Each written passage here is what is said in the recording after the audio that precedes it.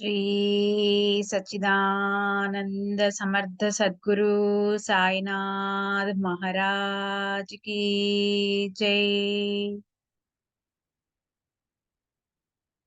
అఖిలాండ కోటి బ్రహ్మాండ నాయక రాజాధిరాజ యోగిరాజ పరబ్రహ్మ సాయినాథ్ మహారాజ్ की జై. నమస్కార సాష్టాంగ శ్రీ సాయినాథ, నమస్కార సాష్టాంగ శ్రీ సాయినాథ, నమస్కార సాష్టాంగ శ్రీ సాయినాథ.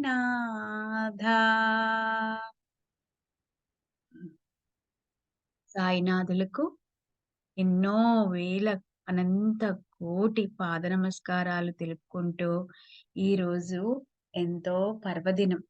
ఏంటంటే మొదటిగా ఎక్కిరాల భరద్వాజ మాస్టర్ గారు అందరం వినే ఉంటాము.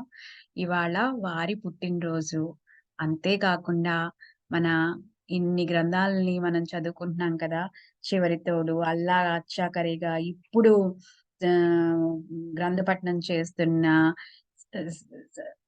సాయి సత్య చరిత్ర, ఇవన్నీ అనువాదం చేసిన విమలా శర్మ గారి పుట్టినరోజు కూడా ఇవాళే.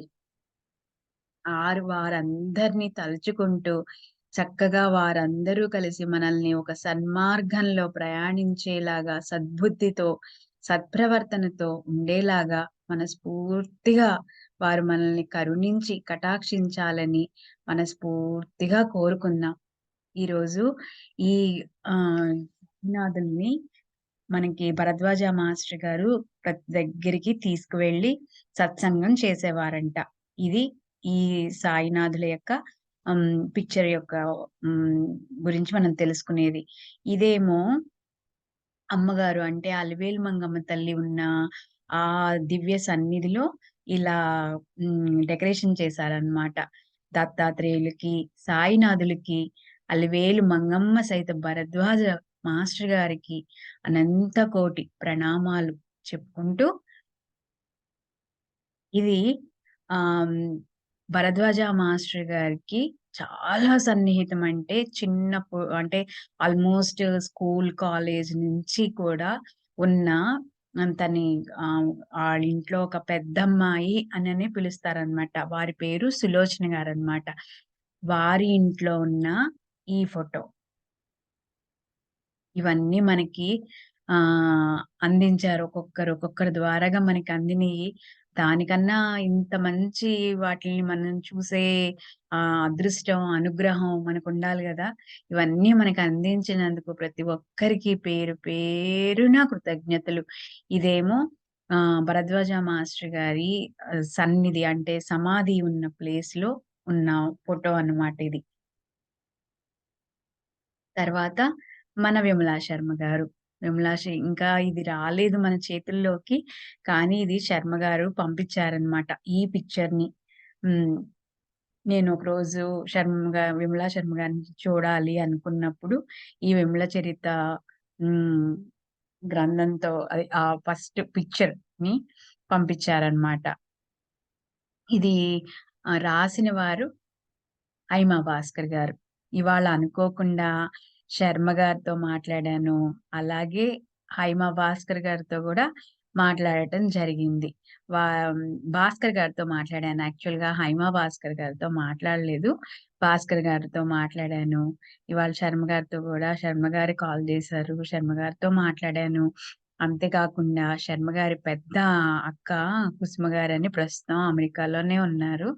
వారితో కూడా చక్కగా మాట్లాడటం. వారు ఫేస్‌బుక్‌లో ఒక పోస్ట్ చేశారనమాట. ఆ పోస్టు చాలా చాలా బావుంది. దానిలో విషయం కూడా ఒక్కసారి మీకు చదివి వినిపిస్తాను.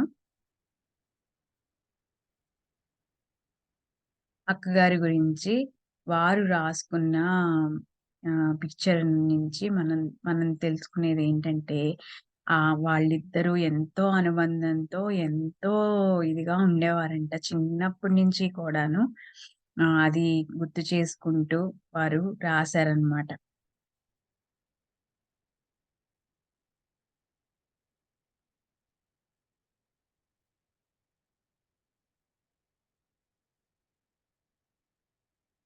ఎందుకో ఇప్పుడు నాకు అది ఓపెన్ అవ్వట్లేదు. ఆహ్, మళ్ళీ ఇంకొకసారి ఎప్పుడైనా వీలైనప్పుడు అది చదివి వినిపిస్తాను. ఇప్పుడు మన సత్య చరిత్రలోకి మనం వెళ్ళిపోదాం. ఈరోజు బాబా ఇది మనకి సత్సంగమే కదా! అందుకని ఈరోజు మనం బాబా ఈ బాబా ఈ సత్సంగం పిక్చర్ అని అని అనకూడదేమో. ఎందుకంటే సాయినాథులే అక్కడున్నారు కాబట్టి, సాయి సన్నిధిలో కూర్చొని చక్కగా మనకి జ్ఞానాన్ని అందించమని మనస్ఫూర్తిగా సాయినాథుల్ని కోరుకుందాం. మనం 19వ అధ్యాయంలోకి మనం వెళ్దాం.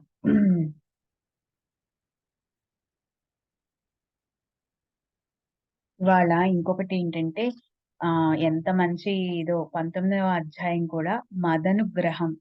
అంటే నా మీద అంటే స్వయంగా హేమాడ్ పంత్ మీద కురిసిన కృపా ప్రసాద వర్ణన.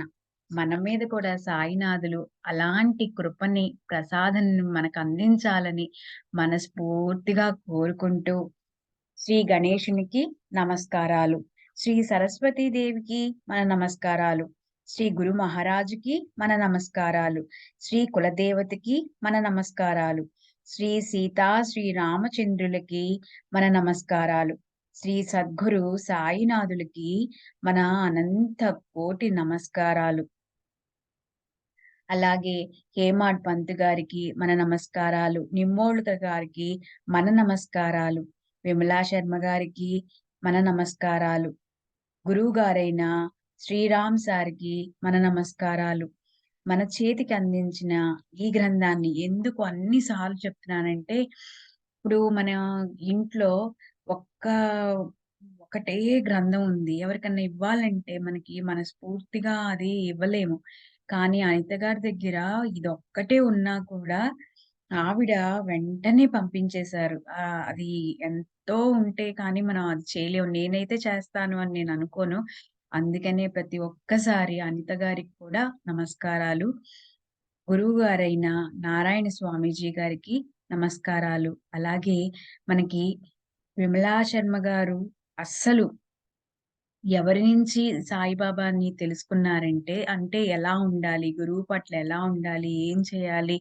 అదంతా ఏకలవ్య శిష్యురాల్లాగా భరద్వాజ మాస్టర్ గారి దగ్గర నుంచి వారు అంతా తీసుకున్నారు. అలివేలు మంగమ్మ తల్లి భరద్వాజ మాస్టర్ గారికి, మన అందరి గురువులందరికీ పేరు పేరున ప్రత్యక్షంగా, పరోక్షంగా ప్రతి ఒక్కరికి పాద నమస్కారాలు చేసుకుంటూ అందరికన్నా హేమాడ్ పంత్ గారు ముఖ్యంగా శ్రోతలందరికీ అని చెప్తారు. నేను కూడా ఒక శ్రోతని. కాబట్టి ప్రతి ఒక్కరికి పేరు పేరున కృతజ్ఞతలు చెప్పుకుంటూ 19వ అధ్యాయము. సాయి సూక్ష్మం కన్నా అతి సూక్ష్మం. స్థూలం కన్నా అత్యంత స్థూలం. బ్రహ్మదేవుడి నుంచి అతి సూక్ష్మమైన మొక్క వరకు అన్ని రకాల వస్తువులు ఆయనే. అలాంటి సద్వస్తువుకి రంగుని, రూపాన్ని, ఏదో ఆకారాన్ని ఇచ్చి కళ్ళతో చూడాలని అంతఃకరణతో వాంఛ కలిగింది. సూర్యోపాసకులు దీపవృత్తిని వెలిగించి సూర్యుడికి భక్తి భావంతో హారతిస్తారు. లేదా గణపతి భక్తులు బెల్లంతో గణపతిని చేసి ఆ బెల్లాన్నే ఆయనకు నైవేద్యమిస్తారు. కొందరు మహాసాగరం నుంచి దోసిలితో నీరు తీసుకుని దాన్నే దానికి అర్ఘ్యమిస్తారు. ఇదంతా పైకి చూడ్డానికి యోగ్యమనిపించదు. అయితే సూర్య భగవానుడు, సాగరుడు వీరు ఎంతో ఉదార చిత్తంతో ఉండటం వలన వారు భక్తుల భావాన్ని చూస్తారు.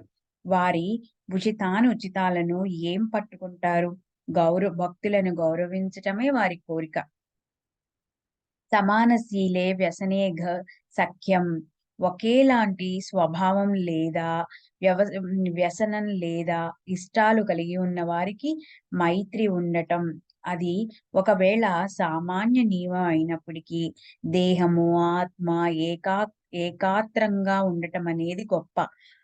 ఆపలేనిటువంటి అపవాదమే స్వాభావికంగా ఒకదానికొకట ఎంతో వేరుగా ఉన్నప్పటికీ, ఆ రెండిటి మైత్రి ఆశ్చర్యకరం. ఒకటి లేకుండా మరొకటి ఉండదు. అవి ఒక్క క్షణమైనా వేరుగా ఉండవు. ఈ దేహం నాశవంతమైనది. అయితే ఆత్మస్థితి ఏ రకమైన తేడా లేదా మార్పు లేకుండా ఉంటుంది. ఎన్నటికీ నశించదు.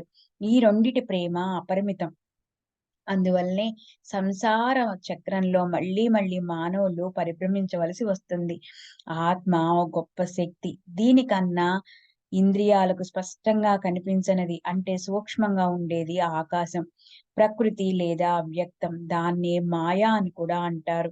వీటన్నిటికన్నా పరమాత్మ సూక్ష్మంగా ఉంటాడు. అక్కడ సమస్త ఇంద్రియాలు విశ్రాంతిగా ఉంటాయి. సర్వుల అంతిమ గతి శుద్ధ బ్రహ్మ అతనే. అలా ఆ ఆత్మ స్వతహాగా నిర్వికారి. అది స్ఫటికంలాగా దోషరహితంగా ఉండి, సంసారంలో మాయతో, కర్మలతో బంధించబడినట్లు కనిపిస్తుంది. స్ఫటికం ఎరుపుతో, ఎర్రగా, నలుపుతో, నల్లగా, పసుపుతో, పచ్చగా కనిపిస్తుంది. అయితే మూలంలో అది అన్ని రంగుల నుంచి వేరుగా స్థిత్యంతరం లేకుండా నిర్మలంగా ఉంటుంది. దూరంగా మైదానంలో మృగజలం ఉందనిపిస్తుంది. ముత్యపు చిప్ప వద్ద తళతళమనే వెండి భాసిస్తుంది. త్రాటి చుట్టని చూసి ఊరికే సర్పం అనే మిథ్యాభ్రాంతి కలుగుతుంది. త్రాటి మీద సర్ప ఆరోపణ వస్తుతః ఆధారం లేకుండా పొరపాటున అయినట్లే, అలాగే నేను దేహమై ఉన్నాను అనే అభిమానం మూలంలో ముక్త స్థితిలో ఉన్న ఆత్మకి మిథ్యా బంధనాన్ని తీసుకొస్తుంది. దేహము, ఇంద్రియాలు, మనస్సు, ప్రాణము వీటన్నిటి నుంచి ఆత్మ అన్య గుణధర్మంలో ఉంటుంది. అది తన తేజస్సుతో ప్రకాశిస్తుంది. అది శుద్ధ చైతన్యయుక్తంగా ఆకార వికార రహితంగా ఉంటుంది. దేహము, బుద్ధి, మనస్సు వీటిపై అభిమానం ఉన్నంత వరకు కర్తృత్వం, భోక్తృత్వం ఉంటుంది. జ్ఞానం ఆపగలిగినది కాదు. మర్రి బీజం ఎంత సూక్ష్మం. అయితే దాని గర్భంలో సంపూర్ణంగా మర్రి వృక్షం యొక్క శక్తి నిలువ ఉంటుంది. ఆ వృక్షం కడుపులో లెక్కలేనన్ని గింజలుంటాయి. ఈ బీజాల్లో కోట్లాది వృక్షాలుంటాయి. ఆ ప్రకారంగా మర్రి చెట్టు ప్రతి ఒక్క బీజం కడుపులో ఒక్కొక్క మర్రి వృక్షం తయారవుతుంది. ఆ అనుభవం సృష్టి నాశ పర్యంతం అవుతూ ఉంటుంది. ఈ విశ్వంలో కూడా అలాగే జరుగుతూ ఉంటుంది అని చక్కగా గుర్తుపెట్టుకొని చూడాలి. శాశ్వతత్వాన్ని, నిర్భయత్వాన్ని, ముక్తతని, స్వతంత్రతని, పరమాత్మని ప్రాప్తింపచేసుకోవటంలోనే జన్మకు సఫలత కలుగుతుంది. మానవ జీవితానికి అంతిమ ధ్యేయం ఇదే. జ్ఞానం లేకపోతే మోక్షం ఉండదు. విరక్తి లేకుండా జ్ఞానం ప్రాప్తించదు.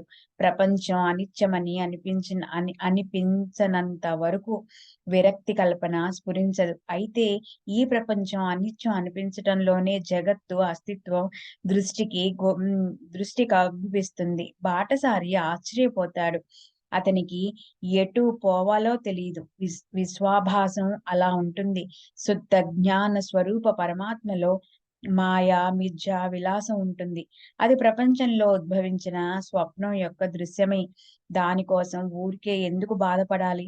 స్వప్నం నుంచి మెళకువ వచ్చాక స్వప్నం నశించిపోతుంది.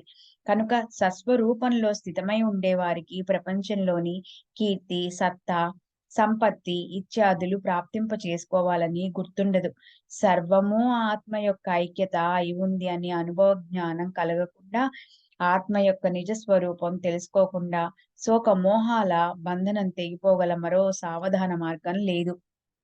జ్ఞాన మార్గం అన్నిటిలోనూ శ్రేష్ఠ మార్గమని బాబా రాత్రింబవళ్ళు ఉపదేశం చేసినప్పటికీ, సాయినాథులు సర్వసాధారణంగా భక్తి మార్గాన్ని అవలంబించమని చెప్పేవారు. జ్ఞాన మార్గం మహిమ చెప్తున్నప్పుడు సాయినాథులు ఇలా అనేవారు: జ్ఞాన మార్గం రామఫలం లాంటిది. భక్తి మార్గం అంటే సీతాఫలాన్ని ఆస్వాదించటమే అవుతుంది. దాన్ని సహజంగా సాధించగలం. అది ఎంతో రుచిగా, మధురంగా ఉంటుంది. జ్ఞానం అంటే బాగా పండిన రామాఫలం. భక్తి అంటే మధురమైన సీతాఫలం. రెండూ రసంతో నిండి ఒకదానికన్నా మరొకటి మధురంగా ఉంటాయి. సుగంధం కూడా రెండిటిది అలాగే ఒక్కలా ఉంటుంది. రామాఫలాన్ని చెట్టు నుంచి కోసి కింద పండించిన వారికి లోపలి గుజ్జు ఘాటుగా ఉంటుంది. ధైర్యంగా ఆ ఫలాన్ని చెట్టు మీదే పండించి వారికే ఆ మాధుర్యం లభిస్తుంది. రామాఫలం మాధుర్యం మంచిదన్న మాట నిజమే. అయితే అది చెట్టు మీద పండినప్పుడే అది భూమి మీద రాలి పడితే ఘాటుగా ఉంటుంది. కనుక చెట్టు మీద దాన్ని పండించడం తెలిసిన వారే దాన్ని ఆస్వాదించగలరు. సీతాఫలం కోసం మాత్రం అలా కష్టపడవసరం లేదు. దాని మాధుర్యం కొంచెం తక్కువగా ఉంటుంది. అయితే అది ఎంతో విలువైనది. రామాఫలానికి భూమి మీద రాలిపడే భీతి ఉంటుంది. అదే విధంగా జ్ఞానం మార్గం అవలంబించే వారికి నిర్భయత్వం ఉండదు. వారు అణిమ, మహిమ వగైరా అష్టసిద్ధుల మీద విజయం పొందవలసి ఉంటుంది. వాళ్ళు ఏ మాత్రము నిర్లక్ష్యంగా ఉండకూడదు. కనుక దయాసాగరులైన శ్రీ సాయి తమ శిష్యులకు సామాన్యంగా భక్తి నామ స్మరణల గురించే చెప్పేవారు. శ్రీమద్ భగవద్గీతలో భగవాన్ శ్రీకృష్ణులు అర్జునికి జ్ఞానం కంటే ధ్యానం శ్రేష్టమని చెప్పారు. శ్రీ సాయిబాబా కూడా భక్తులకు సంసార బంధనం నుంచి తెంచటానికి దీన్నే సాధనంగా చెప్పారు. ఈ విషయానికి సంబంధించిన కథను గత అధ్యాయంలో వర్ణన చేస్తూ ఆపవలసి వచ్చింది.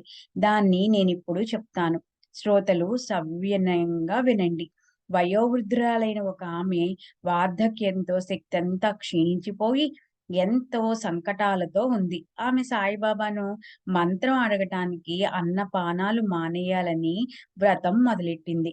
ఆమె స్థితిని చూసి భయం పట్టిన మాధవరావు బాబాతో మధ్యవర్తిత్వం చేయటానికి వెళ్ళాడు. గడిచిన కథలో సందర్భం అది. సాయి మనసులోని సంకల్పాలను దర్శింపచేసే ఈ సచ్చరిత్ర అనే జ్యోతి వెలిగింది. దాని కాంతి పుంజులు మార్గదర్శకమై అవి సాధకులు, అమాయకులైన భక్తులకు యోగ మార్గాన్ని ప్రాప్తింపచేస్తాయి. బాబా ఆజ్ఞతో మాధవరావు నా చేత ప్రారంభింపచేసిన అందమైన కథను మీ ముందు నడిపిస్తాను. మాధవరావు ఇలా అన్నారు. వృద్ధురాలి నిశ్చయం చూసి బాబా ఆమెపై అనుగ్రహం చూపారు. ఆమె మనసులోని నిశ్చయాన్ని మార్చగా కథ విలక్షణమైంది. బాబా ఆమెను ప్రేమగా పిలిచి ఇలా అన్నారు. అమ్మా, నువ్వెందుకు సత్యాగ్రహం చేస్తున్నావు? నీకు మరణం ఎందుకు గుర్తొచ్చింది? ప్రౌఢ స్త్రీలను బాబా అమ్మా అని పిలిచేవారు. పురుషులను బాబాయి, బాపు లేదా సోదరా అని పిలిచేవారు. ఆ పిలుపెంత మధురం! బాబా హృదయంలో జాలువారే ప్రేమలాగే ఆ పిలుపు కూడా చెవులకింపుగా మధురంగా ఉండేది. శ్రీ సాయి దీన దయాళులు, దుర్బలులు, బాధితులపై కరుణామృత రసధారలను కురిపించేవారు. బాబా ఆమెను పిలిచి తమ ఎదుట కూర్చోపెట్టుకుని ప్రేమపూర్వకంగా తమ గురుత్వం యొక్క గుప్త తాళం ఆమె చేతికిచ్చారు. ప్రపంచంలోని దుఃఖ తీవ్రతను తగ్గించటానికి, భక్త చకోరాల దాహాన్ని తీర్చటానికి జ్ఞానమయ మేఘమనే బాబా స్వానందమనే జలాన్ని వర్షించటం గురించి విందాం. ఆయనిలా అన్నారు. అమ్మా, ప్రాణాన్నిలా ఎందుకింత కష్టపెట్టుకుంటావు? నేను కేవలం రొట్టె ముక్కను అడుక్కునే ఫకీర్ని. నా వైపు ప్రేమగా చూడు. నిజానికి నేను నీ బిడ్డని. నీవు నాకు అమ్మవి. ఇప్పుడు నా మాటలు శ్రద్ధగా విను. నీకు గొప్ప సుఖాన్నిచ్చే ఓ విషయం చెప్తాను. చూడు, నా గురువు గొప్ప అవలియ, కృపాసాగరులు. ఆయన సేవ చేసి నేను అలసిపోయాను. అయితే ఆయన నా చెవిలో ఏ మంత్రము ఉపదేశించలేదు. నా మనసులో కూడా ఆయన్ని ఎన్నడూ వదలకూడదని తీవ్రంగా ప్రయత్నించి ఆయన నోటి నుంచి మంత్రం తీసుకోవాలని ప్రబలంగా కోరిక ఉండేది. మొదట ఆయన నన్ను దోచుకున్నారు. నన్ను 2 పైసలడిగారు. నేనవి వెంటనే వారికిచ్చాను. మంత్రం ఇవ్వమని ఎంతగానో వేడుకున్నాను. నా గురువు పూర్ణ కాములు, అంటే సర్వ ఇచ్ఛలు, ఆకాంక్షలు లేనివారని అర్థము. మరి ఆయనకు 2 పైసలతో ఏం పని? శిష్యులను డబ్బడిగే వారిని నిష్కాములని ఎలా అనాలి? అయితే అలాంటి శంకను మనసులో రానీయకూడదు. ఆయన వ్యావహారికమైన డబ్బుని స్వప్నంలో కూడా కోరరు. డబ్బుతో ఆయన చేయవలసిందేముంది? నిష్ఠ, సబూరులే ఆ 2 పైసలు. మరొకటి కాదు. వాటిని నేను వెంటనే ఇచ్చేశాను. అందువలన గురుమాత నా పట్ల ప్రసన్నురాలైనారు. ధైర్యం అంటేనే సహనం. దాన్నప్పటికీ దూరంగా నెట్టేయకు. ఎప్పుడైనా సరే, ఎలాంటి సందర్భంలోనైనా సరే ఇదే గట్టెక్కిస్తుంది. పురుషుల పౌరుషత్వం అంటేనే సహనం. అది సంతాపాన్ని, దైన్యాన్ని తీసేస్తుంది. యుక్తి, ప్రయుక్తులతో సంకటాలు నివారిస్తుంది. సమస్త భయాలని పక్కకి నెట్టేస్తుంది. సహనం కావలసినంత కీర్తిని కలిగిస్తుంది. ఆపదలను అవతలకి తరిమేస్తుంది. ఇక్కడ అ అవిచారమనే బాధాకరమైన విషయం ఎవరికీ అంతుబట్టనిది. సహనం సద్గుణ రాశి. సద్విచారమనే రాజుకి రాణి. పండితులు కానీ, గొప్ప గుణవంతులు కానీ ఇవి లేకపోతే వారి జీవితం వ్యర్థం. గురువు ఒకవేళ స్వతహాగా సమర్థులైనప్పటికీ శిష్యుల నుంచి వారు తీవ్ర బుద్ధిని, సబల శ్రద్ధని, ధైర్యంతో కూడిన సహనాన్ని ఆపేక్షిస్తారు. రాయిని, వజ్రాన్ని సానపై అరగతీస్తే శుభ్రపడతాయి. కానీ రాయి రాయిగానే ఉంటుంది. వజ్రం మాత్రం తేజస్సుతో ధగధగా మెరుస్తుంది. మెరిసేందుకు రెండిటికి ఒకే పద్ధతి అవలంబించినా కూడా రాయి వజ్రంలాగా మెరుస్తుందా? వజ్రం మెరుపుతో వజ్రంగా ఉంటుంది. రాయి తన గుణాన్ననుసరించి రాయిగానే ఉండిపోతుంది. 12 సంవత్సరాల పాటు గురు పాదాల వద్ద ఉండిపోయాను. గురువు చిన్నవాడినైన నన్ను పెద్దవాడిగా చేశారు. గురువుకి నాపై ఎంతో ప్రేమ ఉండేది. నాకు అన్న వస్త్రాలకు లోటుండేది కాదు. నా గురువు మూర్తీభవించిన భక్తి, ప్రేమలే. ఆయనకు శిష్యులపై నిజమైన ప్రేమ ఉండేది. నా గురువులాంటి గురువులు అరుదు. ఆయన సాన్నిధ్య సుఖ వైభవాన్ని వర్ణించలేను. ఆ ప్రేమని ఏమని వర్ణించాలి? ఆయన ముఖం చూస్తే చాలు నా కళ్ళు అరమోర్పులై జాన ధ్యానస్థమైపోయేవి. మేమిద్దరం ఎంతో ఆనందంగా ఉండేవాళ్ళం. నాకు వేరే చూడవలసిందంటూ ఏమీ ఉండేది కాదు. నేను ప్రేమ ఉప్పొంగగా రాత్రింబవళ్ళు గురుముఖాన్నే అవలోకిస్తూ ఉండేవాణ్ణి. నాకు ఆకలి, దాహము ఉండేవి కావు. గురువు లేకపోతే నా మనస్సు అస్వస్థంగా అయిపోయేది. ఆయన తప్ప మరో ధ్యాసుండేది కాదు. ఆయన తప్ప నాకు వేరే లక్ష్యం కూడా లేదు. గురువే నా నామస్మరణగా అయిపోయారు. నిజంగా గురువు కౌశల్యం అద్భుతం. నా గురువు కూడా ఇదే కోరేవారు. అది తప్ప ఆయనకి మరొక కోరిక లేదు. ఆయన నన్నెప్పుడూ ఉపేక్షించేవారు కాదు. నా సంకటాల నుంచి నన్నెప్పుడూ రక్షించేవారు. కొన్నిసార్లు నేను గురువు పాదాల వద్ద ఉండేవాడిని. కొన్నిసార్లు నేను సముద్ర తీరంలో ఉండేవాడిని. అయితే నా సహవాస సుఖానికి దూరంగా అంటూ ఏదీ ఉండేది కాదు. ఆయన నన్ను కృపను నింపుకొన్న దృష్టితో సంరక్షించేవారు. తాబేలు తన పిల్లలకు తన దృష్టితో ఆహారం సమకూర్చినట్లే ఉండేది మా గురువు పద్ధతి కూడా. దృష్టితోనే ఆయన తమ శిష్యులను కాపాడేవారు. అమ్మా! ఈ మసీదులో కూర్చొని ఉన్న నేను ఏం చెప్తానో అది నిజమని తెలుసుకో. నా గురువు నా చెవిలో ఏది ఉపదేశించినప్పుడు నేను నీకెలా ఉపదేశిస్తాను? తాబేలు ప్రేమ దృష్టితో దాని పిల్లలకు సుఖ సంతోషాలనిస్తుంది. అమ్మా! ఊరికే ఎందుకు దుఃఖిస్తావు? నాకు ఉపదేశించటమనేదే తెలియదు. తాబేలు నదికి ఒక ఒడ్డున ఉంటుంది. దాని పిల్లలు అవతల ఒడ్డున ఇసుక తెన్నెల మీద ఉంటాయి. దృష్టి సాధించటంతోనే అది వాటిని పోషిస్తుంది. కనుక అంటున్నాను, మంత్రం కోసం వ్యర్థంగా ఎందుకు కష్టపడతావు? ఇప్పుడు నువ్వెళ్ళి అన్నం తిను. ప్రాణాలను ఆకలితో అలమటింప చెయ్యకు.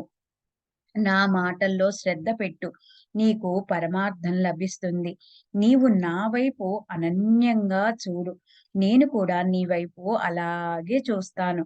ఇది తప్ప నాకు నా గురువేమీ ఉపదేశించలేదు. సాధన సంపన్నత అంటే జ్ఞాన ప్రాప్తికి 4 సాధనలు. వివేక, వైరాగ్య, సమాధి, షట్ సంపత్తి, ముముక్షుత్వాలను లభింపచేసుకోవటం. దాన్ని సాధన సంపన్నత అంటారు. అవసరం లేదు. 6 శాస్త్రాలకు చెందిన నైపుణ్యంతో పని లేదు. కేవలం గురువే కర్త, గురువే హర్త అన్న ఒక్క విశ్వాసం చాలు. కనుకే గురువు గొప్పదనం చాలా గొప్పది. గురు సాక్షాత్ బ్రహ్మ, విష్ణు, మహేశ్వరులే. అలా గురువు స్థితిని తెలుసుకున్న వారే ముల్లోకాల్లో ధన్యులు. ఈ ప్రకారంగా ఆ వృద్ధురాలికి బాబా బోధించిన తర్వాత ఆ విషయం ఆ హృదయంలో ముద్రించుకుపోయింది. ఆమె బాబా చరణాలపై తలపెట్టి తన సత్యాగ్రహాన్ని ఉపసంహరించుకుంది. మొదట్నించి ఈ కథను విని, అది నా మనసులోని ఆలోచనలకు సంబంధించినదని తెలుసుకొని, అది నాకు ఉపయోగపడేదని భావించి, నా మనసుకి ఆనందము, ఆశ్చర్యము కలిగాయి. బాబా చేసిన ఈ లీల చూసి పరమానందంతో నా కంఠం పూడుకుపోయింది. ప్రేమ పరవళ్లతో ఉప్పొంగింది. ఆ ఉత్తమ ఉపదేశం నా మనస్సుకు హత్తుకుపోయింది. నా కంఠం గద్గదమవటం చూసి మాధవరావు నాతో ఇలా చెప్పాడు. చెప్పండి. అన్నా సాహెబ్ ఎందుకిలా కంటతడి పెడుతున్నారు? ఎందుకలా కూర్చుండిపోయారు? బాబా కథలు లెక్కలేనన్నున్నాయి. ఎన్నని చెప్పను? మాధవరావు అలా అంటుంటే మసీదులో గంటలు మ్రోగటం వినిపించింది. రోజు మధ్యాహ్న భోజనాలకు ముందు భక్తులు మసీదుకొచ్చి కూర్చుని గంధాక్షతలు, అర్ఘ్యపాద్యాలు ఇత్యాది విధులతో బాబాకి పూజ చేసేవారు. ఆ తర్వాత బాపూ సాహెబ్ జో పంచారతి తీసుకుని బాబాకి భక్తి ప్రేమలతో హారతి ఇచ్చేవాడు. భక్తులు హారతి పాడేవారు. ఆ హారతిని నిర్దేశిస్తూ ఆ గంట గణగణా మోగింది. నా మనసులోని కోరిక తృప్తి చెందింది. ఇద్దరము మసీదుకెళ్ళాం. మధ్యాహ్నం పూట ఆ హారతిని పురుషులు, స్త్రీలు కలిసి చేస్తుండేవారు. స్త్రీలు పైన మసీదులోనూ, పురుషులు కింద మండపంలోనూ నిలబడేవారు. మంగళవాద్య ఘోషలో లోహపు పళ్ళెం మీద కొట్టి శబ్దం చేసేవారు. ఆ చప్పుడులో అత్యంత హర్షంతో నిండిన ఉచ్చస్వరంతో అందరూ కలిసి హారతి ఇచ్చేవారు. మేము మండపం ద్వారా దగ్గరకు చేరాం. అప్పుడు హారతి గొప్పగా జరుగుతోంది. మసీదు మెట్లు పురుషులతో నిండిపోయారు. పైకి పోవటానికి కొంచెం కూడా చోట్లేదు. నా మనసుకిలా అనిపించింది. హారతయ్యే వరకు కిందే ఉండాలి. హారతయ్యాక ఇతర భక్తులతో కలిసి పైకి బాబా దగ్గరికెళ్ళాలి అని. నా మనసులో ఇలా అనిపించడం నిజమే కానీ, మాధవరావు స్వయంగా మెట్ల మీదకు వెళ్లి, చేత్తో నన్ను కూడా లాగాడు. నన్ను బాబా వద్దకు తీసుకెళ్ళాడు. బాబా తన స్థానంలో కూర్చుని హాయిగా చిలుం పీలుస్తున్నారు. ఎదుట జోగు ఎడమ చేత్తో గంట వాయిస్తూ పంచారతితో ఆయనకు హారతిస్తున్నాడు. అలా హారతి వైభవోపేతంగా జరిగేటప్పుడు మాధవరావు బాబాకి ఎదురుగా కుడివైపు తను కూర్చుని నన్ను కూడా కూర్చోబెట్టాడు. అప్పుడు శాంతమూర్తి, సత్పురుషుల మకుటమణి బాబా మృదు మధుర మంజుల స్వరంతో నాతో శ్యామారావు నీకిచ్చిన దక్షిణను నాకివ్వు అన్నారు. నేనిలా అన్నాను. బాబా ఈ శ్యామారావు ఇక్కడే ఉన్నాడు. అతను దక్షిణను బదులు నమస్కారాలిచ్చి ఇవే నా రూ. 15 ఇవి బాబాకివ్వు అన్నాను. అందుకు బాబా ఇలా అన్నారు. సరే వాటినివ్వు. ఏదైనా మాట్లాడుకున్నారా? ఇద్దరూ ఏమైనా అనుకున్నారా? మీరేం మాట్లాడుకున్నారో అదంతా నాకిప్పుడు చెప్పు. నమస్కారాల సంగతి అటుండని. అతనితో ఏం మాట్లాడావో అదంతా పూర్తిగా నాకు వినిపించు. ఆ విషయాలు చెప్పాలని నాకెంతో కోరికగా ఉంది. కడుపులో ఆనందం ఇమడటం లేదు. హారతి ఎంతో గట్టిగా పాడుతున్నప్పటికీ ఆ పరమానందం నా పెదవుల నుంచి బయటపడింది. తలగడకి చేరగలబడి కూర్చున్న బాబా నా మాటలు వినేందుకు ముందుకు వంగారు. నేను కూడా ముఖం ముందుకు వంచి చెప్పటం మొదలుపెట్టాను. బాబా అక్కడ జరిగినవన్నీ నా మనసుకి మధురంగా అనిపించాయి. అందులో ఆ వృద్ధురాలి కథ ఎంతో అద్భుతంగా అనిపించింది. బాబా శ్యామారావు ఈ కథ చెప్పినప్పుడు మీ కరుణ నాకు కనిపించింది. ఈ కథా రూపంతో మీరు నాపై అనుగ్రహం చూపినట్లు నాకు నిశ్చయం కలిగింది. దానికి బాబా ఎంతో ఉత్సాహంతో ఆ కథంతా నాకు పూర్తిగా చెప్పు. ఆ అద్భుతం ఏమిటో, ఆ అనుగ్రహం ఏమిటో చూద్దామన్నారు. ఆ సంగతి నేనిన్నప్పుడు విన్ నేనిప్పుడే విన్నాను. అది నా మనసులో గాఢంగా ముద్రించుకుపోయింది. దాన్ని నేను ఆపకుండా బాబాకి చెప్పేశాను. అది విని బాబా మనోవృత్తి ప్రసన్నంగా కనిపించింది. ఆ ప్రకారంగా జరిగిందంతా నేను చెప్పాను. బాబా కూడా దాన్ని శ్రద్ధగా విన్నారు. వెంటనే ఆయన నాతో ఇలా అన్నారు. "ఇది గొప్ప అమూల్యమైనది. దీన్ని బాగా గుర్తుంచుకో." తర్వాత ఎంతో ఉల్లాసంగా మళ్ళీ ఆయనిలా ప్రశ్నించారు. "ఈ సంగతి ఎంత మధురంగా ఉంది. నీ మనసులో అది బాగా నాటుకుపోయింది కదా! నిజంగా దాని అర్థం ఏమిటంటే నీకు బోధపడిందా?" నేనిలా అన్నాను. బాబా ఈ కథ వినటంతో నాకు శాంతి కలిగింది. నా మనసులోని పీడ దూరమైంది. నాకు నిశ్చిత మార్గం తెలిసిపోయింది. దానికి బాబా ఇలా అన్నారు. నా పద్ధతి విలక్షణమైనది. ఈ ఒక్క సంగతి మనసులో పెట్టుకుంటే గొప్ప ఉపకారం జరుగుతుంది. ఆత్మకు సంబంధించిన అనుభవజన్య జ్ఞానాన్ని ప్రాప్తింప చేసుకోవటం, దానికోసం దాన్ని ధ్యానించటం ఇదే ఆత్మానుష్ఠానం. దాని ప్రీతి కోసం చేసే పని అవుతుంది. అందువల్ల వృత్తికి తృప్తి కలుగుతుంది. సర్వ ఇచ్ఛల నుండి ముక్తి కలిగి సర్వ ప్రాణుల్లో ఉండే పరమేశ్వరుని మనసులోకి రానిస్తే ధ్యానం చక్కగా జరిగి ప్రాప్తించవలసి ప్రాప్తిస్తుంది. కేవలం మూర్తిమంతమైన జ్ఞానం, చైతన్యం లేదా అత్యంత ఆనందకరమైన నా స్వరూపాన్ని తెలుసుకోవాలి. దాన్నే నిత్యము ధ్యానించాలి. ఇది సాధించలేకపోతే నా సగుణ సాకార రూపాన్ని గుర్తు తెచ్చుకొని నఖశిఖ పర్యంతం నన్ను రాత్రింబవళ్ళు మనసులో పెట్టుకోవాలి. అలా నా ధ్యానం చేస్తూ ఉండగా వృత్తి ఏకాగ్రతమై ధ్యాత, ధ్యానము, ధ్యేయము, స్పృహ నశించిపోతుంది. ఈ ప్రకారంగా ఈ మూడింటి సముదాయం నశించిపోతే ధ్యానం చేసేవారికి అత్యంత చైతన్యం ప్రాప్తిస్తుంది. ఇదే ధ్యానం చేయటానికి అంతిమ లక్ష్యం. దానివల్లే బ్రహ్మతో ఐక్యత నీకు ప్రాప్తిస్తుంది. తాబేలు యువతలి తీరంలో ఉంటుంది. పిల్లలు అవతల తీరంలో ఉంటారు.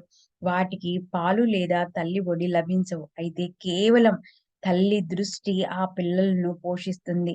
పిల్లలను తల్లిని సదా ధ్యానించవలసి వస్తుంది. పిల్లలు తల్లిని సదా ధ్యానించవలసి వస్తుంది. అంతకంటే మరోటి ఏమీ చేయనవసరం లేదు. వాటికి పాలు, మేత లేక అన్నము అవసరం లేదు. తల్లి వైపు చూడటమే అదే వాటికి పోషణ.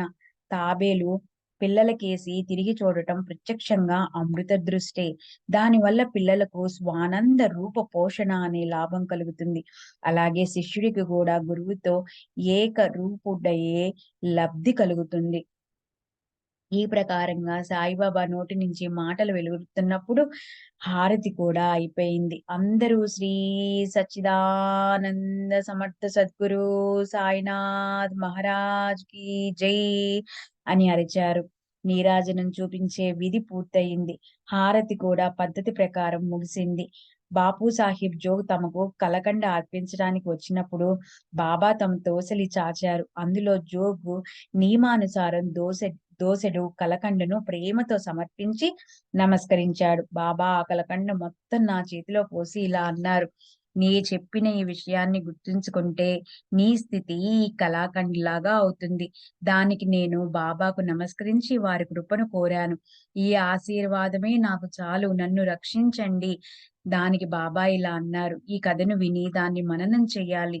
దాన్ని మళ్ళీ మళ్ళీ చింతన చేయాలి. అంటే దీన్ని చక్కగా గుర్తుంచుకొని మనసులో పెట్టుకుంటే అత్యంత ఆనందం ప్రాప్తిస్తుంది. ఈ ప్రకారంగా నువ్వు విన్నదంతా నీ మనసులో ఉంచుకుంటే నీకు శ్రేయస్సు కలిగి నీ పాపాలన్నీ ప్రక్షాళనమైపోతాయి. సుడిగాలి వచ్చినప్పుడు సముద్రంలోని అలలు పైకి ఎగిసి పడతాయి. అసంఖ్యాకంగా బుడగలతో పాటు నురగ తీరానికి వస్తుంది. అలలు, బుడగలు, నురుగు, సుడిగుండాలు ఇవన్నీ ఒక్క నీటి యొక్క అనేక రూపాలు. ఇదంతా దృష్టి భ్రమే. గాలి శాంతిస్తే అవి కరిగిపోతాయి. ఎందుకిలా జరిగింది? ఇవన్నీ సర్వనాశనం అయ్యాయనుకోవాలా? అయితే ఇదంతా మాయ ఆడే ఆట అని ఊరికే వచ్చిపోయావి అని తెలుసుకోవాలి. సృష్టికి కూడా అలాగే సృష్టి, లయము ఉంటాయి. సృష్టికి కూడా అలాగే సృష్టి, లయము కూడా ఉంటాయి. కనుక వివేక సంపన్నులకి వాటిపై ఆసక్తి ఉండదు. వారు నాశవంతమైన వస్తువులపై ఆసక్తి పెట్టుకోరు. శాశ్వత వస్తువులను పొందుతారు. జ్ఞానం కంటే ధ్యానం గొప్పది. కానీ దానికోసం యథార్థ జ్ఞానం కావాలి. అన్ని విధాల జ్ఞానం లేదా బోధ కలగకపోతే దాన్ని చక్కగా ధ్యానించలేము. ఆత్మ గురించిన చక్కటి అనుభవజన్య జ్ఞానమే జ్ఞానానికి మూలం. దీన్ని అంతర్యామి ఆత్మానుష్ఠానం అంటారు. విశేష ప్రమాణం లేదా స్థితి లేకుండా ఉండేదాన్ని జ్ఞానంలోకి ఎలా తీసుకురావాలి? అయితే అంతర్యామి ఆత్మే ఈశ్వరుడు. ఈశ్వరుడే గురువు. ముగ్గురి మధ్య అణువంతైనా భేదం లేదు. ఆ ముగ్గురిలో భేదం చూసిన వారు మోసపోతారు. మళ్ళీ మళ్ళీ చింతన చక్కగా పూర్తిగా అయ్యి ధ్యాత, ధ్యానం రెండూ కలిసిపోతే ఏ విధమైన గాలి లేనప్పుడు స్థిరంగా ఉండే దీపంలా చిత్తానికి శాంతి కలుగుతుంది. దాన్ని సమాధి అంటారు. సర్వ ఇచ్ఛలు, ఆకాంక్షల నుంచి పూర్తిగా ముక్తులైన వారే సర్వ ప్రాణుల అంతర్యామి అని తెలుసుకొని తాము తప్ప జగత్తులో అన్యులెవ్వరూ లేరని తెలుసుకుని, ఎవరి గురించి ఎలాంటి భీతి లేని స్థితి ప్రాప్తిస్తే దాన్ని ధ్యానమంటారు. అప్పుడు అవిద్యల వల్ల ఉత్పన్నమైన కర్మ బంధనాలతో సంబంధం వెంటనే తెగిపోతుంది. విధి నిషేధాల నిర్బంధం విడిపోతుంది. ముక్తి అనే ఆనందం లభిస్తుంది. సాయి నీలోనూ, నాలోనూ మాత్రమే కాదు, సర్వ ప్రాణుల్లోనూ ఆయన నిజంగా ఉన్నారు. సూర్యుడు సకల జగత్తులో ఉన్నట్టు, అలాగే ఆయన అందరిలోనూ ఉన్నారు. ఇప్పుడు సాయినాథులు సర్వసాధారణమైన, అమూల్యమైన మాటలు వినండి. పదే పదే ఆయన చెప్పే మాటలను గుర్తుంచుకుంటే మీ హితం సర్వదా సఫలమవుతుంది. పూర్వజన్మలో రుణానుబంధం లేకుండా ఎవ్వరూ ఎక్కడికి పోలేరు. కనుక మనుషులే కాదు, పశుపక్షాదులను కూడా చేదరించుకోకూడదు. వచ్చే పోయే వారిని ఆదరించాలి. దప్పిక కొన్న వారికి నీరు, ఆకలి కొన్న వారికి ఆహారము, వస్త్రాలు లేని వారికి వస్త్రాలు, తలదాచుకునేందుకు నీడ లేని వారికి కూర్చోడానికి చోటు ఇస్తే శ్రీహరికి సంతోషం కలుగుతుంది. నీ మనసులో వారికి డబ్బివ్వాలి అని అనిపించకపోతే ఇవ్వకు. కానీ వారిపై కుక్కలాగా మొరవద్దు. ఎవరైనా నిన్ను 100 మాటలన్నా నీవు తిరిగి వారికి కటువుగా సమాధానమివ్వద్దు. సదా సహనం పెట్టుకుంటే అపరిమిత సుఖం లభిస్తుంది. ప్రపంచం తలకిందులైనా నీవు చలించకు. నీ స్థానంలో నీవు హాయిగా ఉండి ప్రపంచాన్ని ఆసక్తిగా చూడు. మన మధ్యలో ఉన్న అడ్డుగోడను తొలగిస్తే వచ్చిపోయేందుకు ప్రశస్త మార్గం ఏర్పడుతుంది. నీది, నాది అనే భేద వృత్తే గురు శిష్యుల మధ్య గోడ. దాన్ని నిశ్చయంగా పడేయకపోతే వారిలో ఐక్యస్థితి ప్రాప్తించడం కష్టం. అల్లా మాలిక్, అల్లా మాలిక్ అనే నామస్మరణ తప్ప మనని ఎవ్వరూ సంరక్షించరు. ఆయన చేతుల్లో అలౌకికము, అమూల్యము, అనూహ్యము. ఆయన ఏం చేయదలుచుకుంటారో అదే అవుతుంది. ఆయన మార్గాన్ని ఆయనే చూపిస్తారు. ఆయనకు మన కోరికలు తీర్చడానికి ఒక్క క్షణం పట్టదు. రుణానుబంధం ఉండటం వల్ల మన కలయిక దైవవశాత్తు జరిగింది. అయినా ఒకరి పట్ల ఒకరు ప్రేమ పెట్టుకుని సుఖ సంతోషాన్ని అనుభవించి పొందాలి. ఇక్కడ అమరులెవరు? పరమార్థం లభించిన వారినే కృతార్థులని అనాలి. అలా కాకపోయినా శ్వాసోచ్ఛ శ్వాసోచ్ఛ్వాసలు జరుగుతున్నంత వరకు జీవమాత్రులు జీవించే ఉంటారు. ఈ కృపావచనాలు చెవిలో పడగానే ఆతృతతో ఉన్న నా మనసు సుఖించింది. దాహంతో ఉన్న నాకు నీరు లభించినట్లయింది. నేను ఆనందించాను. దగ్గర అసమాన బుద్ధి ఉన్నప్పటికీ, ఎన్నటికీ చలించని ప్రగాఢ శ్రద్ధ ఉన్నప్పటికీ, సాయి లాంటి గురుబలం లభించడానికి మాత్రం ప్రబల అదృష్టం ఉండాలి. ఇందులోని సారం శ్రీకృష్ణ భగవానులు గీతలో చెప్పినది. ఎవరు నన్నెలా భజిస్తారో వారికి నేనలాంటి ఫలమే ఇస్తాను అని. అంటే భారాలన్నీ కర్మపైనే ఉన్నాయి. కర్మ ఎలా చేస్తామో, జ్ఞానం ఎలా ప్రాప్తిస్తుందో, అభ్యాసం ఎలా చేస్తామో, అలాగే ఆ ప్రయాణంలోనే హితాన్ని సాధిస్తాం. ఇప్పుడు శ్రోతలకి నేనింకొక్క విన్నపం చేస్తున్నాను. ఒక్క క్షణం చిత్తాన్ని స్థిరం చేసి, నా నిశ్చయాన్ని దృఢపరచి, నాకు అనుభవాన్నిచ్చిన సాయిబాబా స్వభావం గురించిన ఒక కథను వినండి. ఏదైనా ఒక మంచి పని చేయాలని నియమం పెట్టుకుంటే సాయి మహారాజు ఎలా ఉత్తేజం కలిగిస్తారో, పెదవి కదపకుండా ఎలా అనుగ్రహిస్తారో చూడండి. భక్తులు బాబాకి అనన్యంగా శరణు వెళ్తే వారికి భక్తి యొక్క గొప్పతనం అనుభవంలోకి వస్తుంది. బాబా లీలలు నిత్య నూతన అద్భుతాలు. ప్రాతకాలంలో నిద్రలేచాక ఒకవేళ చక్కటి భావన వీచిక చెలరేగితే అప్పుడు దాన్ని నిశ్చయంగా పెంచుకోవాలి. తర్వాత ఆ ఆలోచనని మరింత దృఢతరం చేసుకుంటే అప్పుడు ఎంతో సంతోషం, బుద్ధి వికాసం కలిగి మనసుకి ప్రసన్నత లభిస్తుంది అని ఒక మహాత్ముడు చెప్పాడు. నాకా మాటల్లోని అనుభవాన్ని పొందాలని అనిపించింది. అదే విధంగా నేను అనుభవాన్ని పొందినప్పుడు నా మనసుకి శాంతి, అంతఃకరణలో ఆశ్చర్యం కలిగాయి. అది షిర్డీ లాంటి పవిత్ర స్థానం. ఆ రోజు గురువారం లాంటి శుభప్రదమైన రోజు. ఆ రోజంతా రామనామాన్ని అఖండంగా జరిపించాలని నాకనిపించింది. బుధవారం రాత్రి పక్క మీద శరీరంలో నిద్రలోకి జారే వరకు నా మనస్సు శ్రీరామప్రభు చింతలోనే మునిగిపోయింది. హృదయంలో దాన్నలాగే పెట్టుకున్నాను. ప్రాతకాలం మేల్కోగానే మనసుకి రామనామం గుర్తొచ్చింది. అలాంటి భావన చెలరేగటం వల్ల నాలుకకు సార్థకత కలిగించినట్లు అనిపించింది. అప్పుడు నిశ్చయంతో మనసుని స్థిరం చేసుకొని, శౌచము, ముఖ ప్రక్షాళనము పూర్తి చేసి, దొరికిన పూలను తీసుకొని సాయిబాబా ప్రాతకాల దర్శనానికి బయలుదేరాను. దీక్షిత్ ఇంటి బయటకొచ్చి బుట్టివాడాన్ని దాటినప్పుడు ఔరంగాబాద్ గారు మధురంగా ఓ అందమైన గీతాన్ని పాడటం వినిపించింది. ఆ ఆ సందర్భోచితమైన గీతాన్ని ఓవీ రూపంలో పెడితే మూలంలోని స్వాభావిక మాధుర్యం పోతుందని శ్రోతలు నిరాశ చెందుతారని ఈ గీతాన్ని ఉన్నది ఉన్నట్లు నేను పాడి చూపిస్తే శ్రోతలు ఆనందిస్తారు. వారికి మూల గీతంలోని శుద్ధ ఉపదేశం తెలుస్తుంది అనిపించింది.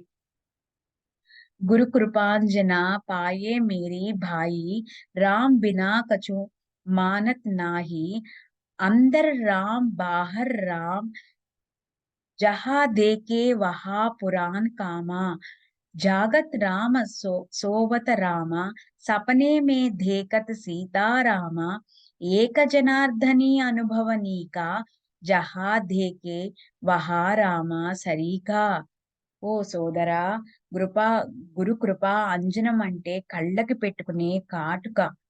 గురు కృప అంజనం అంటే కళ్ళకి పెట్టుకునే కాటుక. దాని వల్ల దృష్టి సరి అవుతుంది. అది నాకు లభించింది. ఇప్పుడు నేను రాముణ్ణి తప్ప వేరెవరిని అంగీకరించను. అంతఃకరణలో రాముడు, బయట రాముడు. ఎక్కడ చూస్తే అక్కడ ఆ పూర్ణ కాముడు అంటే సర్వ ఇచ్ఛలు నెరవేరిన రాముడే కనిపిస్తున్నాడు. మెలకువతో ఉన్నప్పుడు రాముడు, నిద్రిస్తున్నప్పుడు రాముడు, ఇంకా స్వప్నంలో కూడా ఆ సీతారాముడే నాకు కనిపిస్తున్నాడు. స్వామి జనార్దనుని శిష్యుడు ఏకనాథుడికి ఒక ఉత్కృష్టమైన చక్కని అనుభవం వచ్చింది. అతనికి కూడా ఎక్కడ చూసినా రాముడే కనిపించాడు. రామనామాన్ని చిత్తంలో పెట్టుకోవాలని మొదటే మనసులో నిశ్చయించుకున్నాను. ఆ నిశ్చయాన్ని ప్రారంభించక ముందే ఆ గీతంలోని అది దృఢంగా తయారయింది. దానివల్ల మనసుకి జ్ఞానం కలిగింది. నా నిశ్చయాలనే అంకురాలపై దయాసాగరులైన సాయి సమర్థులు ఈ గీతమనే నీటిని చిలకరించారు. చేతిలో తంబూరా పెట్టుకుని సాయిబాబా ఎదుట ప్రాంగణంలో ఉచ్చస్వరంతో ఔరంగాబాద్కర్ పాడిన ఈ గీతాన్ని నేను విన్నాను. ఔరంగాబాద్కర్ ఔరంగాబాద్కర్ బాబా భక్తుడు. నాలాగే బాబా పాదాల్లో నిష్ట ఉన్నవాడు. అనేక గీతాలు అతనికి కంఠతా వచ్చు. అయినా అప్పుడు అతనికి ఈ గీతమే పాడాలని ఎందుకనిపించింది? నా మనసులోని ఆలోచన ఎవరికీ తెలీదు. మరుతను ఈ గీతాన్ని ఎందుకు పాడాడు? బాబా తమ సూత్రాన్ని ఎలా కదిలిస్తారో అలాగే మనసుకి స్ఫురణ కలుగుతుంది. మనమంతా కేవలం తోలుబొమ్మలం. సాయి జనని సూత్రధారి అయిన ఏమి మాట్లాడకుండానే చక్కని ఉపాసనను నాకు ప్రసాదించారు. నా మనసులోని కోరిక బాబా అంతఃకరణలో ప్రతిబింబించింది. పైన వర్ణించినట్లు ఆయన నాకు అనుభవాన్ని నిశ్చయంగా ఇచ్చారు. ఈ నా ఈ నామానికి ఎంత మహత్వం ఉందో సత్పురుషులు, ఆచార్యులు వర్ణించారు. ఈ రాఘవుని నామం ఎంత అందమైనది. చక్కగా, సులభంగా, ఉచితంగా వచ్చింది. సంసార మూలాన్ని నిర్మూలిస్తుంది. జీవులకు ఇదే కైవల్య సాధనం. రామనామంతో నేను కృతజ్ఞుడినయ్యాను. రామం నామం ఉచ్చరించడానికి ఏమీ ఖర్చు కాదు. నామం మాత్రం కష్టం కాదు. అది కేవలం 2 అక్షరాలు మాత్రమే. రామ, రామ, రామ అని ఉచ్చరించడం. రామనామం ఎంతో ప్రభావాన్ని చూపిస్తుందని సత్పురుషులు, పురాణాలు, ఉపనిషత్తులు గానం చేశాయి. జ్ఞాన గుణరాశి అయిన శివుడు సతతము దీన్ని జపిస్తాడు. రామ రక్షా స్తోత్రంలో శంకరుడు పార్వతికి రామనామ మహత్వాన్ని చెప్తూ విష్ణువు యొక్క 1000 నామాలు ఒక్క రామనామంతో సమానమని అన్నాడు. శ్రీరామ రామ రామేతి రమే రామే మనోరమే సహస్రనామ తత్తుల్యం రామనామ వరాననే. ఈ నామం వలనే స్వరూపం ప్రాప్తిస్తుంది. రామ అనే 2 అక్షరాలను కోయవాడు తిరగేసి అనగా ఆ దారి దోపిడి దొంగ ఉద్ధరించబడ్డాడు. కోయవాడు వాల్మీకి ఋషి అయ్యాడు. అతనికి తానన్న మాటలు నిజమయ్యే సిద్ధి ప్రాప్తించింది. మరా మరా అని తిరగేసి అంటుంటే నాలుగు పైన రాముడు ఉత్పన్నమయ్యాడు. రాముడు జన్మించడానికి ముందే అతడు ఆయన చరిత్ర వ్రాసాడు. రామనామంతో పతితలు పావనమవుతారు. రామనామంతో గొప్ప లాభం కలుగుతుంది. రామనామ ఆవర్తనంతో జనన మరణ పరిభ్రమణ తప్పుతుంది. ఒక్క రామనామ స్మరణతో లెక్కలేనన్ని లాభాలు కలుగుతాయి. దీనులను రక్షించేది ఈ రామనామమే. సాయిబాబాకి ఉపదేశం చేయటానికి యోగ్యమైన స్థానము లేదా సమయమో అవసరం లేదు. ఆయన లేస్తూ, కూర్చుంటూ, నడుస్తూ సహజంగా, నిశ్చయంగా ఉపదేశం చేసేవారు. ఈ విషయానికి సంబంధించిన ఓ మధురమైన కథను ఆధారపూర్వకంగా శ్రోతలను విందాం.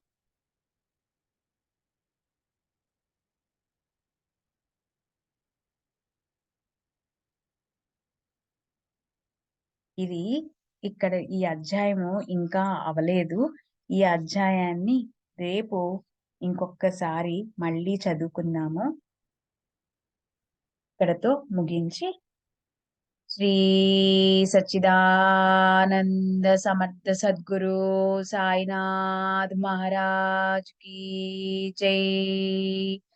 నమస్కార సాష్టాంగ శ్రీ సాయినాథ. నమస్కార సాష్టాంగ శ్రీ సాయినాథ. నమస్కార సాష్టాంగ శ్రీ సాయినాథ. అఖిలాండకోటి బ్రహ్మాండ నాయక రాజాధిరాజ యోగిరాజ పరబ్రహ్మ సాయినాథ్ మహారాజ్ की जय.